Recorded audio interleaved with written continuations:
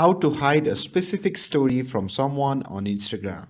Hey everyone, welcome back to the channel. In today's video, I'm going to show you how you can hide a specific story from someone on Instagram, whether it's for privacy reason or you just want to keep something personal. I'll guide you through the simple steps to do it. Now, without further ado, let's get started. So first thing first, open the Instagram app on your phone. And once you have opened the Instagram app, simply tap on the profile icon shown on the bottom right corner of the screen and you will enter the profile section. Once you are in your profile section, simply tap on the three dash icon to enter the settings section.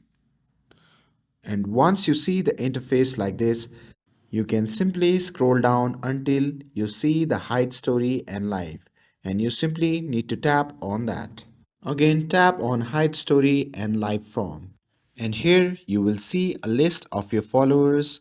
You can simply scroll through the list or you can even use the search bar at the top to find the person you want to hide your story from. To select the person, you simply need to tap on the box icon next to their name. And once you have selected the person, simply tap on Done, which is shown in the top right corner of the screen. And that's it. The person you have selected will no longer see your future stories. And that's it. I hope you found this video helpful.